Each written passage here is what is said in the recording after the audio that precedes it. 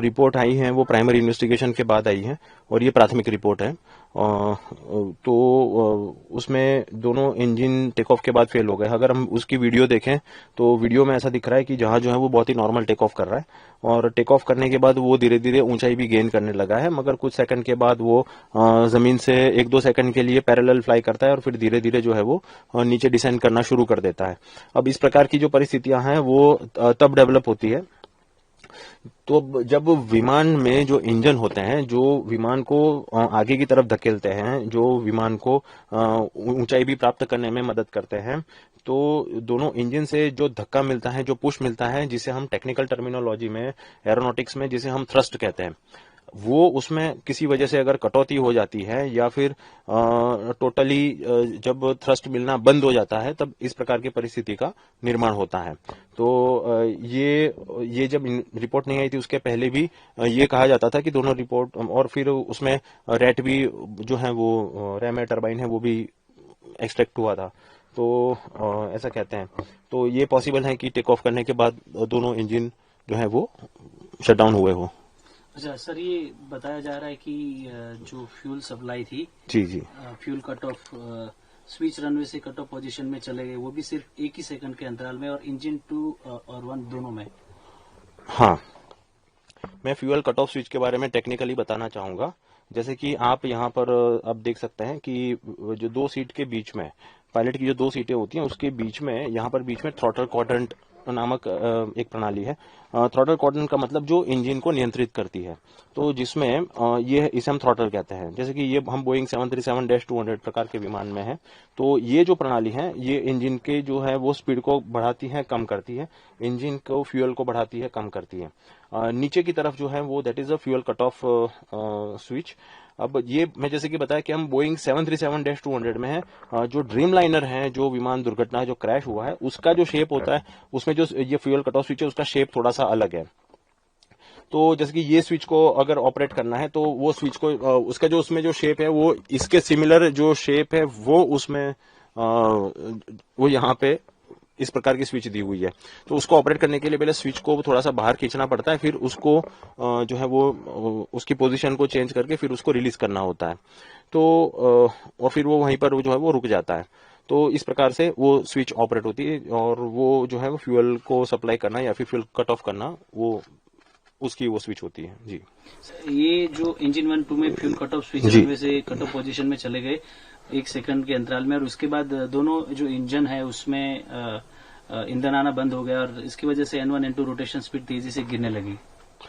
ये cut off, ये जो जैसे कि ये कट ऑफ स्विच है, तो ये जो स्विच है वो ऊपर की तरफ होती है तो वो रन पोजीशन में होती है, आइडल पोजीशन पे होती है। जब वो नीचे की तरफ होती है तो वो कट ऑफ पोजीशन में होती है।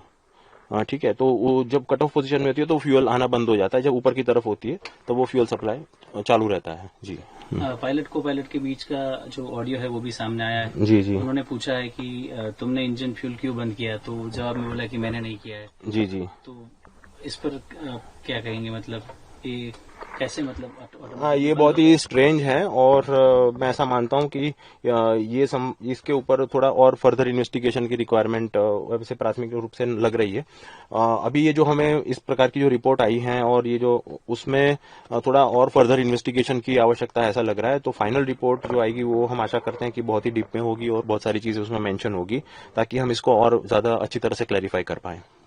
अच्छा सर, ऐसा कभी मतलब होता है कि जो स्विच बंद थी वो सपोज प्लेन टेक ऑफ कर रहा है, उससे पहले सपोज ऑफ और वो टेक ऑफ हो पाता है, या फिर किसी टेक्निकल रीजंस की वजह से वो बंद हो गई, या फिर किसी मैनमेड मतलब किसी के द्वारा बंद की गई?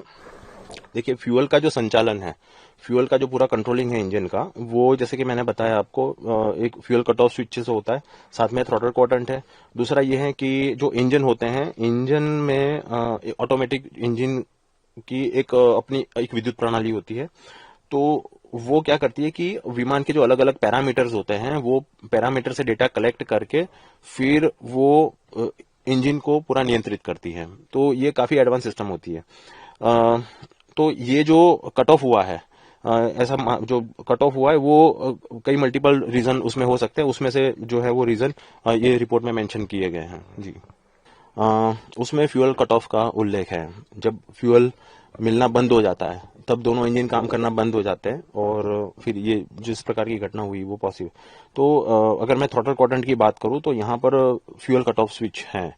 अब उसमें ऐसा है कि fuel cut off switch lower position में यानी कट ऑफ पोजीशन में, और उसके बाद अभी जो क्रैश में जो मिला है वो रन पोजीशन में, ये यानी ऊपर की तरफ है। यानी उसके बाद पायलट ने फिर से जो है वो इंजन स्टार्ट करने की कोशिश की, ऐसा लग रहा है। ये जो प्रणाली है वो इंजन को फ्यूल सप्लाई करना है कि नहीं करना है, ये मैन्युअली कॉकपिट से कंट्रोल होती है जी।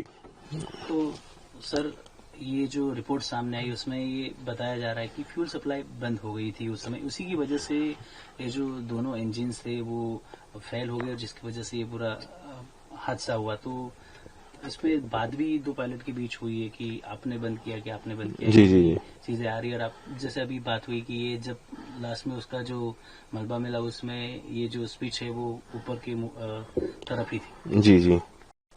ये पायलट के भी दो पायलटों के बीच में जो कम्युनिकेशन हुआ है, आई थिंक उसके ऊपर शायद और फर्दर इन्वेस्टिगेशन की जरूरत पड़ेगी, क्योंकि देखिए टेक ऑफ के बाद जनरली ये फ्यूल जो कट ऑफ स्विच है वो कट ऑफ नहीं की जाती है। कट ऑफ स्विच कब दो एक नॉर्मल प्रोसीजर में और एक इमरजेंसी प्रोसीजर में।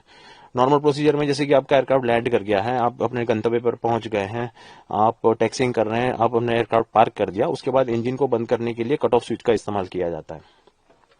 और दूसरा ये है कि फ्लाइंग करते हुए आपको कोई इमरजेंसी डेवलप हो जाती है और जहां पर इंजन को चालू रखना, जैसे कि एक इंजन को चालू रखना अगर खतरनाक साबित हो सकता है, पायलट को ऐसा लगता है, तो फिर वो टेम्पररी जो है वो एक इंजन जो है वो शट डाउन कर लेते हैं। तो उस वक्त ये स्विचेस इमरजेंसी प्रोसीजर के तौर पर उसका इस्तेमाल किया जाता है जी। दोनों स्विचेस सेपरेट होती है अलग अलग? जी बिल्कुल।